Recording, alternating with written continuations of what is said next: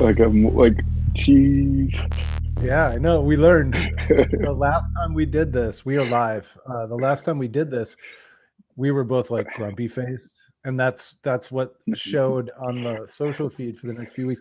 I'm Craig Lindell from Waiting for Next Year. He's Andrew Schnittke. We are here doing the waitingfornextyear.com podcast live. We are live on Facebook, YouTube, Twitter via Periscope, something like that. And so, yeah, we're having fun doing it this way. Some of you are listening on the audio feed, which is cool. And we have a few things to talk about. Number one, it appears like we're not going to have an Ohio State football season. Yeah, moment of silence for the loss of college football. Yeah, I'm not surprised by it. I've seen a lot of reaction, and some people seem like really surprised. Like, I can't believe they're doing this. But I've been saying for probably at least a month that there's not going to be college football. I mean, to me, the writing was just on the wall that this. And first of all, maybe when it was like May, like maybe around like late May, I think, when our numbers were not that bad. I kind of thought, well, maybe, maybe if we just keep weeding this thing out. But then once June and July came and our numbers across the nation just skyrocketed, it was over. There's no, and the big issue, of course, and there's a lot of different angles we can talk about, but the big issue, I think, is the liability. I think the liability is, at the end of the day, what the school presidents, and you got to remember, that's the coaches and ADs, they can say whatever they want. It's the presidents who are going to make this decision, and they're going to talk not just to the medical experts, but they're going to be talking to lawyers, and they're going to figure out what their liability is, and it's just not worth it at the end of the day. So if you can imagine, put yourself in a time machine and imagine yourself back in April or May when we knew even less than we know today. I kind of thought there was a chance that we would rally around sports and we would do something like college football, because this may sound really dumb with where we are today and the way we think about things today, but I thought there was a chance that we would be okay with a certain number of cases, or that we would be accepting of a certain amount of risk. And I'm not being critical. I'm not saying we should be. I'm saying we are at a place where we are not accepting of that level of risk. And certainly institutions, to your point, like Ohio State, like the Big Ten at large, and other leagues too, of course, are not willing to accept that kind of a downside risk. And I'm sure some part of the calculation is liability, for sure. Absolutely.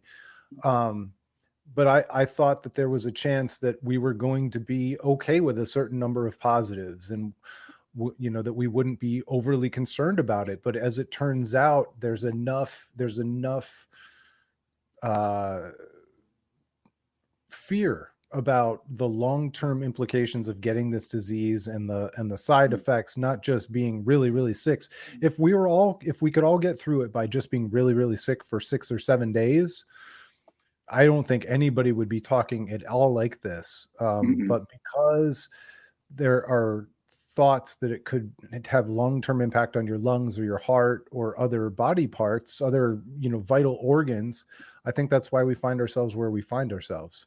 I think what you really touched on there, that I think is another big driving point, it ties very closely to the liability issue, is especially the recent stuff coming out about the people with the heart damage and the potential long-term implications of that. Because I felt like all it really takes is one person to get sick, have some kind of long-term implications, not get drafted because of it, and now there's a potential for a lawsuit there. And that's the big difference between, I think, I don't know, you're going to hear one of the most common comebacks or retorts that I hear is, well, why is it safe for students? Because like Ohio State, for example, is having students back on campus. And I think the difference there is that or at least one of the differences. There's probably several, but I think the big difference there is that those long-term implications don't necessarily affect their vocation in the same way it directly does to a college football player. There's so much money at stake for these guys, and they're making none of it right now. So, again, they're assuming all of this risk, and they're not getting any cut of the pie that's coming out of this. And that's, another issue we can get to in a second is the optics of it. But I think if these players started to come up with lung issues and heart damage, and they're not able to get drafted or perform as well, you just open yourself up to a lot of liability, I guess. No, and to your point, like one of the most famous hockey players from Boston University is Travis Roy or Travis Y. I can't remember how they pronounce his last name. And he I think I'm going to be embarrassed if I got his name wrong, but he got famously, he was paralyzed in a game. Mm-hmm. And, he became kind of an ambassador to the program and at the school and all this kind of stuff. That's like 1 in a million. I don't know what the actual odds are, but he's 1 in a million. The wide receiver who snaps his leg at Alabama in his senior year and then never gets to go to the draft, that's a risk that we're all kind of willing to take. That's just bad luck. Mm-hmm. That's a liability that everybody's accepting of. This is like new, and maybe 2 years from now, if we aren't able to eradicate this completely and totally, maybe we treat COVID differently, and maybe it's a risk worth taking. But now at this moment in time, before we've gotten to the vaccines, before we've gotten to the treatments, before we understand completely what it is we're dealing with, that there will be a point where we'll be like, well, we got to live our lives with COVID. Sure. But until we get our first try at vaccines, until we get our first try at getting through the process, it's just too early. It's just too early. Mm-hmm. Although I don't know if you heard the interview, Ken Carman, Anthony Lima were talking to Joe Thomas today, and he wasn't like advocating or arguing because he's a reasonable guy. He was just pointing out, and I thought it was really compelling or interesting, worth considering, that just because you don't play college football doesn't really remove COVID from the lives of these football players. Like whether they play football or not, correct, they're going to be dealing with COVID this year. So there is a case to be made, or at least a consideration to be made, that if you're going to have to deal with COVID one way or another, is it really that much riskier to play football at the same time? Maybe it is. But there is some downside, and you've got to weigh. I thought it was a very reasonable take. He wasn't going stupid, conservative, overly scared people not playing football. It was like, look, there's other considerations. There are other things on the scale and the balance. Yeah, I mean, for sure. I think that is one of the ways that COVID is different from, an awful leg, breaking your leg or tearing your knee or even being paralyzed. I think all players accept that, an injury inside of the sport is part of the game, and that's something that can happen. COVID right now, it just feels like that's sort of different from the game, and that's something that encompasses, all of life. So I would say, I think that's a really good point by Joe. I think, he's right. You not playing football doesn't inherently mean you can't get COVID still. There's all kinds of different avenues of risk in life. I just think that, the school can sort of separate their role if they can say, well, we canceled the football and they did that on their own. I think that, again, that boils down, it comes back to the liability issue. I really feel that it's just, we are such a litigious society, and, so many decisions on so many levels in our day-to-day lives are made on the basis of liability. And I mean, you being in the insurance industry, certainly you understand, the roles of liability in a lot of things, but that, from a legal standpoint, there's just so many times where I think a lot of people will just say, you have to weigh, is it really worth that risk of how much we could potentially lose in terms of that liability.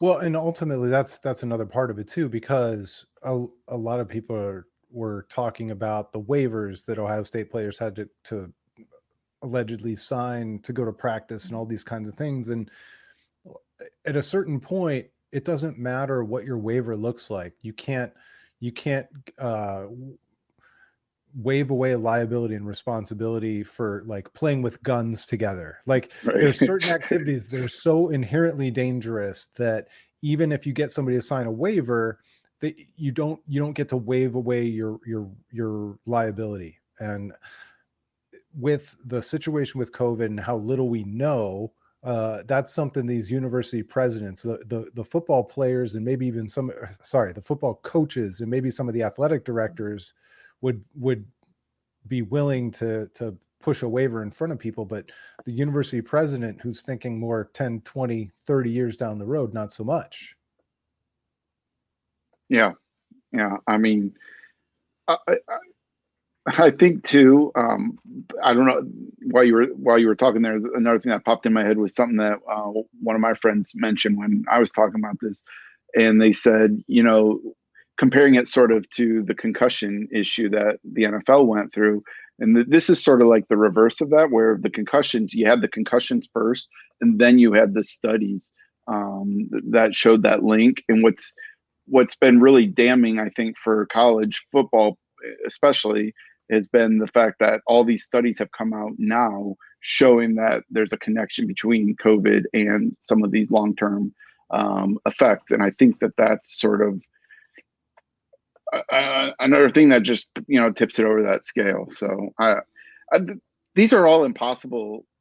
These are, we can talk in circles, and these are just impossible decisions that have to be made, because you try to be informed. And I read a lot about all this stuff, and I listen to podcasts about COVID-19, and I feel pretty informed on this, but there's so much we don't know. And that's that's the one thing I keep coming back to, is I listen to the podcast and I read the articles, and you have all these experts, they say, well, this is what we know right now, but tomorrow we might learn something different. There's so much that they still don't fully understand about this virus, and the way people react to it. There's no predicting why some people react the way they do to it and others don't. And that's one of those things too that just makes it's all a gamble. You can look at the percentage and say what percentage of people go to the hospital, what percentage of people have long-term effect, but you don't know, like, are you in that statistic or not? And these are just impossible, impossible decisions. And I don't know. We've talked about it a lot behind the scenes at Waiting for Next Year. We've got a whole channel where we talk about this stuff every day. And I don't know if I compared it to this in that channel, but I compare it to why I lost my motivation to go cover Brown's training camp, where we were going and we were writing wrap-ups and we were covering it and we were talking about what we saw. But ultimately, it didn't matter how long we spent at training camp or how hard we looked at it. You couldn't actually learn anything. And I kind of feel the same way with COVID right now. It doesn't matter how many articles you read. You can swallow up every information, every trial study, every statistical measure that you can find, and it doesn't really matter, because we just have to wait and see how some things play out. And that's a really painful realization, that we can't study our way through it. We can't concentrate real hard and find our way through it. You just got to wait and see. And that sucks when you're talking about sports. It sucks when you're talking about a disease, especially one that's keeping us kind of locked in our homes and potentially without Ohio State football for the year. Yeah, I think. So do you think there's any chance at all that they force their way through and play some football? I mean, is it possible that like that the SEC could be stubborn enough, to do it? Maybe. I mean, I know that the SEC and the ACC are still saying they're going to go forward, but at the end of the day, I think when push comes to shove, I just don't think they will. I think that I just feel like the writing's been on the wall for this, and I think these are the kind of things that people say, you know what, like, let's just err on the side of caution with this. And yeah, it sucks. Like nobody wants to lose college football for a year, but it's 1 year. If you told me that we were deciding between giving up 5 years of college football or just playing with the risk, I think that decision might be very different. But I feel like it's awful for these kids who are seniors, and especially or people that this was their last chance. But I just think when push comes to shove, the sort of arithmetic on this says it's better to just wait and wait this out a little bit and see what happens. And who knows? Like we have no idea what our world is going to look like in January. That might allow things to be better in February and March to potentially play a spring season. We certainly none of us could have guessed in March and April that this is what August would look like. So to sit here and say that we know what the future is going to bring for all of this, I don't know. Like 3 or 4 months from now, I have no idea where we're going to be at scientifically and medically with this, where we're going to be at socially. Like if you really think about that, if we're hitting Christmas time and people still aren't able to gather and do things like that, there's a toll that's gonna come from all of this. So that's why I just think like to push anything right now doesn't make as much sense to me as it does to say, you know what, let's just chill out, let's relax, get through this, and and find out where we're at in a few months from now. Yeah, I agree. And I don't have too much interest in talking about, what this means for the future. I think there's a realm of possibility that this could force everybody's hand in terms of figuring out the financial model. Because if these players were being paid, the risk would be a lot more similar to what we're dealing with in the NFL. Yeah, and that's a complete and total difference between the two. But the problem is that right now the compensation is deferred. I mean, these guys are playing for dollars, but it's deferred dollars, and that's well, the real some problem. of them are. Some of them are the ones that we're really talking about. Like when the MAC decided to hang it up this year. Yes, there are maybe 2 or 3, 4 or 5 players from the MAC who have meaningful NFL careers every year. But I get it. That is what it is. But the idea that the Big Ten, the SEC, et cetera, the power conferences, they do make that money. They do spread that money down the chain. The idea that there's such a disconnect between the revenue and the players, I mean, I think that'll really kind of come to the surface on this one. But I don't want to speculate too much about that either, because I don't want to bet against the I don't want to call it pure greed, but the unwillingness to share. Sure. Do you have anything else about college football before we kind of move on? No, I don't think so. Just again, I think it really sucks for if this really if this happens and if they're not able to have it in the spring. I just think of people like Justin Fields and like how much that hurts for him, how much it hurts for Ohio State, and how much does it hurt for I hate using this example because I feel like it's lazy because a million people have said it over the last couple of days, but Joe Burrow, this guy who was barely considered even a draftable quarterback prior to his last season. And then all of a sudden he's the number 1 pick overall and everybody's excited to see it. So you just think how many guys have changed their life over their last season of college football, that year that it finally clicks. You put in all the work, you see all of that. And so I feel for all these players. I understand why they want to play so badly. I understand why the coaches want it. So I'm not going to sit here and say that anybody who wants college football to move forward, there's nothing wrong with wanting that. I'm just saying I understand why the school presidents are saying, you know what, we can't do this right now. So all right, so we go from one sports COVID story to another. Although this one, I think I don't think it needs to be quite so serious because we're not talking about a canceled season, at least as of yet. But the Indians, despite all the warning signs from the Marlins and the Cardinals and all the different things going on around baseball, the Indians have their own little COVID story with Plesac and Clevinger. But this one was weird because Plesac took the hit first, and then it came out later that Clevinger acted immaturely and inappropriately as well. Immature is certainly the word for that. I mean, if this isn't the like textbook like big brother little brother situation, you know, where little brother gets in trouble and big brother like tries to hide behind it and like not admit that he was there doing the same thing, you know, that look, the cover-up's always worse than the crime. That's right. And that's why what Zach Plesac did was incredibly stupid, obviously, and obviously Mike Clevinger as well.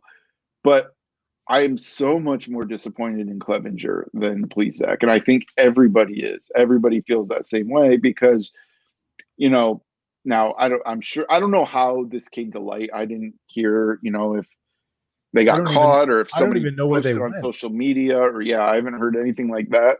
But when Plesac was found out that what he did, and the Indians didn't want him to be around the team, they didn't want him to fly with the team. So they sent him on a car service back to Cleveland. Clevinger keeps his mouth shut, doesn't say anything, even though he was with Plesac, and flies with the team, thus potentially exposing himself to everybody on that airplane.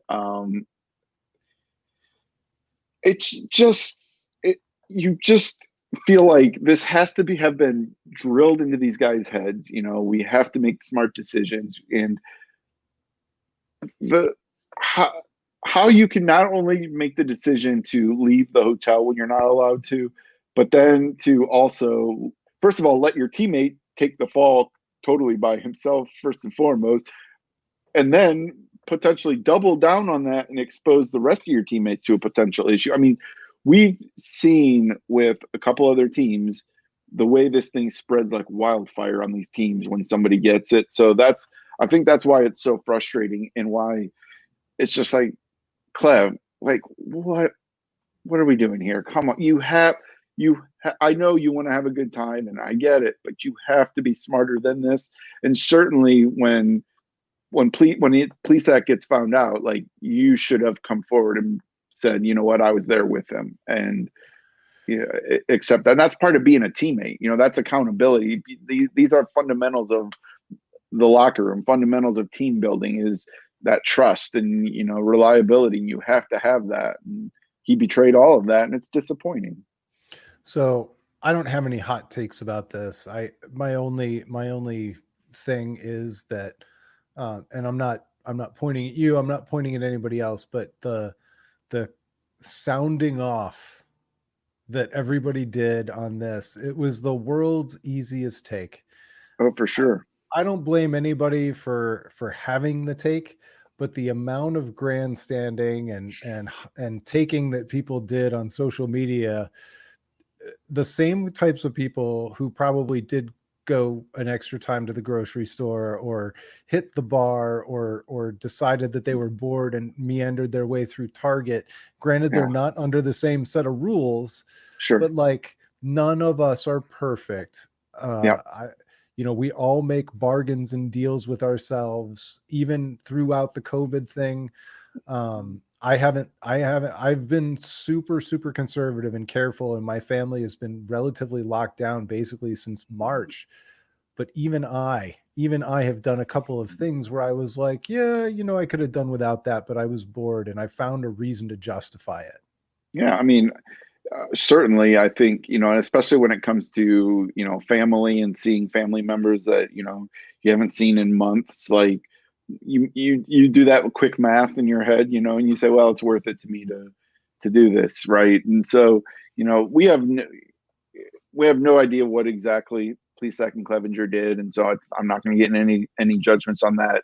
I just think that while I agree with everything you certainly said, and I do agree that it's an easy target, the one thing that I think everybody kind of agrees on is the issue is Carlos Carrasco. That what he went through last year and being because of his leukemia being a high risk for complications to COVID. That's I think the thing that sort of elevates it, and that's why I don't know the last time I actually tweeted. Haven't been using Twitter much since the pandemic started. But I even put out a tweet talking a little bit about my disappointment and what they did. And it was solely because of Carrasco and, to an extent, Tito wasn't around the team then, but, that's it. We have some older coaches and you just wish that better decisions would be made, certainly. And I think we all make mistakes, and I'm not sitting here saying they should just release them or suspend them for the rest of the season. But the talk turned quickly and behind the scenes at waiting for next year. Well, if they want to trade him for some value and get some return, like that's a different that's a different conversation. Clevinger's 29. It kind of fits their MO, Sure. Yeah. I mean, and people can read it on the site. In our roundtable discussion, I said if the Indians trade Clevinger this year in a contending season, I'm done with them. And then after this happened, I was like, well, maybe if we can get something for him, I think I've skipped most of the Tribe roundtables. I don't know why. I just feel like I feel less qualified than everybody else who talks about the Tribe. It's so great that you said that, because I sort of found myself in yesterday's roundtable, and I realized I'm always so self-conscious when I talk Indians because we have the best Indians people. Who the first one to do that to me was, and he's the nicest guy in the world, and he never shamed John me. Steiner. John Steiner. I figured, yeah. When he wrote about baseball, I just felt dumber. Yeah. And that's not to take anything away from TD. I was just gonna say the same thing. TD is a man of the people.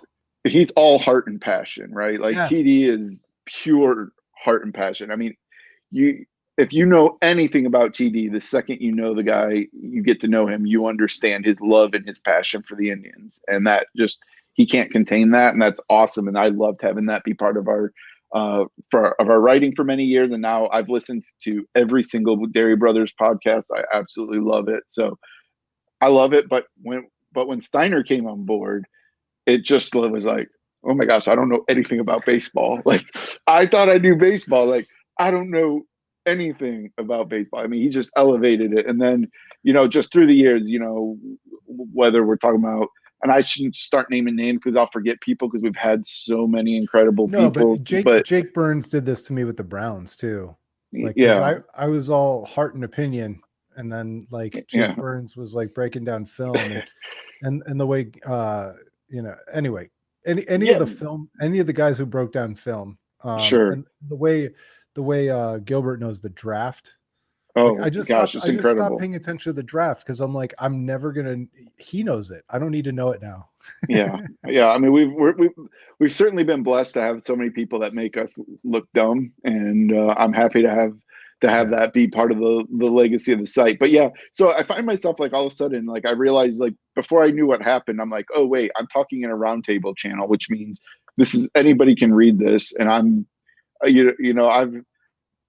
Mitch is sitting there talking circles around me, and I can't keep up because he knows so much more about this stuff. And Bodie chimes in, and Gerbs is in there, and I'm just I'm an idiot. I'm just an idiot. I'll just I'm an idiot, but I just know I want my good Indians players. I get upset when I lose good Indians players, and especially around a time when I feel I know we want to extend this window, but I feel the Frankie window is our legit window. That's the real window. We might have, I understand, totally what Mitch and Mitch it's not, but it's my happiness window. Yeah. Well, and I get what they were saying about the fact that you just have to make the playoffs. That's the biggest factor in baseball. Just make the playoffs, because then it becomes a crapshoot. Totally makes sense to me. Yet I still feel I want as many good players on the Indians right now this season as we can. So if we're going to trade Mike Clevinger, let's get some people that are going to help us this year win the World Series this year. If I care much more about that than I do extending any kind of window. It's just the way I think about it. I can't help it. I'm a casual baseball fan, and I just want to see them, succeed in this opportunity. I want to win a World Series with Frankie and with J Ram, and Carlos Santana, like, and Cookie Carrasco, like all these guys that mean so much. Like, I want to win this World Series with these guys. No, I'm with you. And you mentioned Mitch, by the way, who's going to make his podcast debut on Thursday. So, excellent. Awesome. Stay tuned for that. Can't wait. My spoiler alert, but we were going to rewatch Mad Men and do a Mad. I just couldn't keep up. It derailed after 2 or 3 episodes. Oh, poor Mitch. Mitch is going to be heartbroken. Well, we'll talk about Mad Men a little bit anyway, and then we'll talk about the Indians, because that's where he really shines. Excellent. All right, so I think that kind of covers the sports canvas here. I don't think there's any Browns related anything to talk about today. And nobody wants to hear me rant about the Red Wings in the NHL draft lottery, so I'll just keep that to myself in the Slack channel. And if you want to talk about like a blind spot for us, the Blue Jackets, we're just not there. I've got nothing to add to that. So the only thing that I will add before we hang up, when we started, before we went live, I was telling you that first of all, I built a shoestring budget home theater in my house.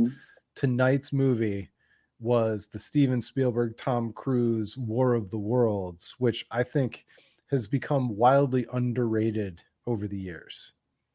And you were saying you didn't really remember it. Yeah, I feel like it's been a forgotten movie, like not just underrated, but forgotten. Like, I don't know the last time somebody mentioned that movie to me, and so when you just said War of the Worlds, when you mentioned, I was like, was that Tom Cruise? Like I had to think for a second even which movie that was, and all I remembered was like when like the big alien machine things coming in and scooping up the kids or something. Like I have like a vague memory of like how the beginning of that movie, because I think it was like really intense, but then I don't remember anything else about it. So yeah, the first maybe I need to rewatch that. Yeah, it's on HBO Max. The first half hour of that movie is just pure Spielberg, beautiful build up.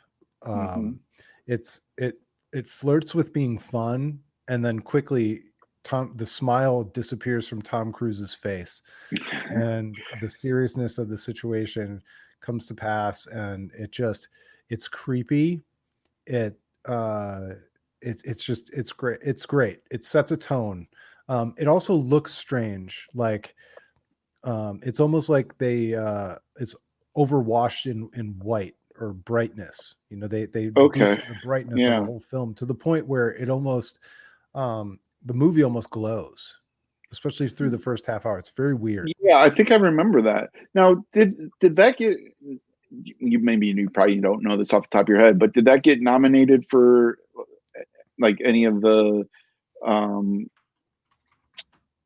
any of the like cinematography or anything like that?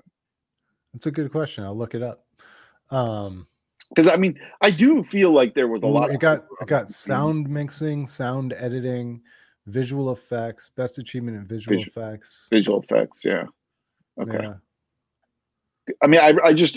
I certainly remember that movie being a big deal and people talking about it, but I haven't seen it since I saw it like right when it came out, and it's one of those movies like I couldn't even remember the plot until you reminded me a little bit. It got nominated for a Razzie Award for Worst Actor, Tom Cruise. Wow, that's going to happen. You'll have that. Yes. You actually hate to see it. Yeah. Because I'm introducing a 10 and a 7, almost 8-year-old to this movie, and I was like, so the dad guys, that's Tom Cruise, like, and then I'm thinking about it, and I said, he's maybe the most famous movie star of all time. He has to be right up there. Right? I would doubt anybody has made more money than he has. It's right? like Tom Cruise, and then the people after him are Will Smith and The Rock. Yeah, and I think it's easy for us to maybe forget because of like a lot of the Scientology stuff, but to forget, like, especially in the like those like late 80s, early 90s, like how massive of a star he was, and everything he did was just I mean, he was a money making machine. You put Tom Cruise in a movie, and it was going to make a ton of money. And even doing like the Mission Impossible stuff, like he was. I would say, he was a pretty versatile actor too, in terms of being able to do physical parts and fairly meaty parts. I mean, is he the best actor of all time? No, he's not. But like Top Gun, Jerry Maguire, Minority Report, Days of Thunder, Mission Impossible. I mean, it's insane. Yeah, it's insane. I mean, and we watched. My kids aren't old enough for Almost Famous yet, but we did watch another Cameron Crowe movie. We Bought a Zoo, which is okay. Oh, I love that movie. I love that movie. I do too, but it's not his best. It's not his best. It's not. I didn't know that was Cameron Crowe, though. I didn't know. Oh, yeah? I actually didn't know that was Cameron Crowe. So, but Jerry Maguire's coming up next. A Few Good Men. I forgot about A Few Good Men. Yeah. How could you forget that? But I love Almost Famous, though. Almost Famous, incredible movie. I have a tough time picking a number one movie of all time, but that one very well might be it for me. I mean, yeah, like it hits like a lot of our wheelhouses, like as music fans, and and I've always appreciated the tone of Cameron Crowe's like love movies. Like his movies always have this like certain strained love story in them, and I'm always fascinated by it, and I always like that sentimentality, I guess, and did you listen to the podcast that James Andrew Miller did, the 6-part about Almost Famous? You need to listen. It's amazing. Okay. I've got something to. He got interviews with Cameron Crowe, Nancy Wilson, Patrick Fugit, Penny Lane. Man. He got all the best actors. Did you know that originally Brad Pitt was supposed to be the guitar player? Really? I don't know, I don't know that would have been a good pick for that role. Thank God he didn't do it, but he was supposed to be, Billy Crudup. Billy Crudup was so good, man. Kate Hudson wasn't supposed to be Penny Lane. Oh, it was supposed to be somebody else. I can't remember who it was supposed to be. And again, that's another one that it's hard to imagine anybody else playing that role. I mean, she nailed that sort of hippie vibe, that. Oh, she was supposed to be the sister, which Zooey Deschanel ended up playing. Oh, right. Yeah. Anyway, you need to listen to that podcast. Maybe we'll talk. Yeah. Maybe we'll do an Almost Famous podcast. There we go. I like it. We'll be the podcast about the podcast that discussed the movie. And by the way, I was going to ask too, did you ever see Singles? Oh yeah, of course. The Cameron Crowe. Yeah. Like that one was that came out like right at the perfect time with the whole Pearl Jam thing happening, and me as a kid, like being super into Pearl Jam. That was like Singles was like my first favorite movie. Like that was a movie I had that on VHS, and I would just watch it all the time. And it's I really loved funny because I agree with you, but I didn't get that movie until much later. Like, oh, for sure, I didn't either. I didn't get it at all. No, but it had Pearl Jam in it. Like, I know. Citizen Dick, man. Like, it was great.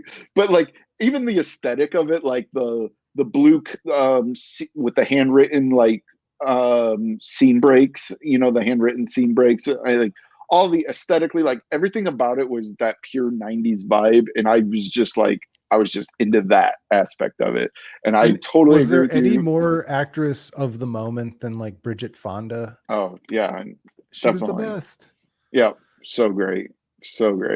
I actually now I want to rewatch Singles just to see what it means to me now that I'm in my 40s. It's been a minute since I've seen it as well. So, well, I think we did it. We're almost at 40 minutes. I appreciate jumping on with you. It's always a good time. We should end with a smile as well. All right. Thanks so much for watching. Thanks so much for listening, everybody. We'll talk to you next time. It's been the waitingfornextyear.com podcast.